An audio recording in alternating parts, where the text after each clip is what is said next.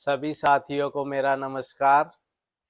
हरियाणा सरकार द्वारा पेट्रोल व डीजल को टैक्स पेड गुड्स की श्रेणी में ले आना चाहिए।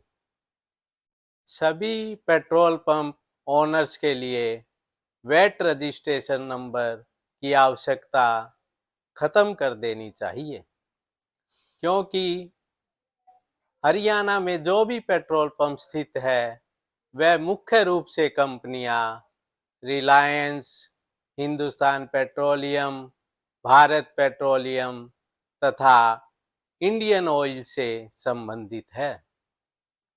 यह कंपनियां पेट्रोल पंप्स को जो भी गुड्स सप्लाई करती है वह अपने हरियाणा में स्थित डिपो के माध्यम से करती है।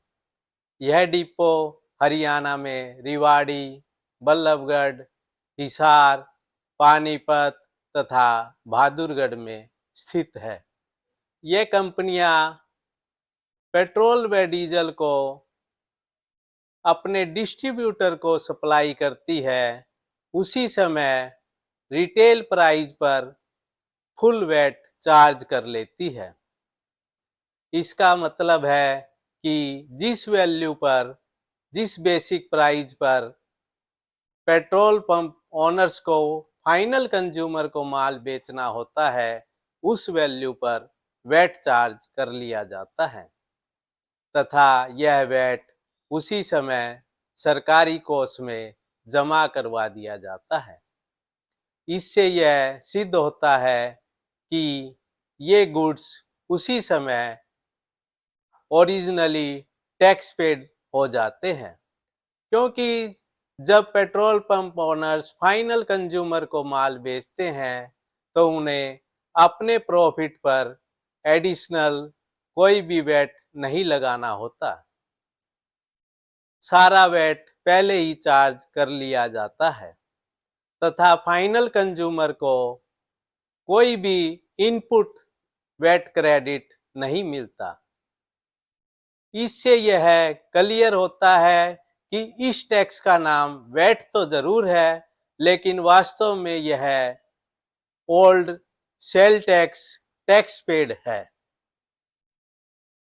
रही बात अनदर गुड्स जो पेट्रोल पंप ओनर्स सप्लाई करते हैं, जैसे मोबिल या अन्य वस्तुएं, उन पर जीएसटी चार्ज होता है।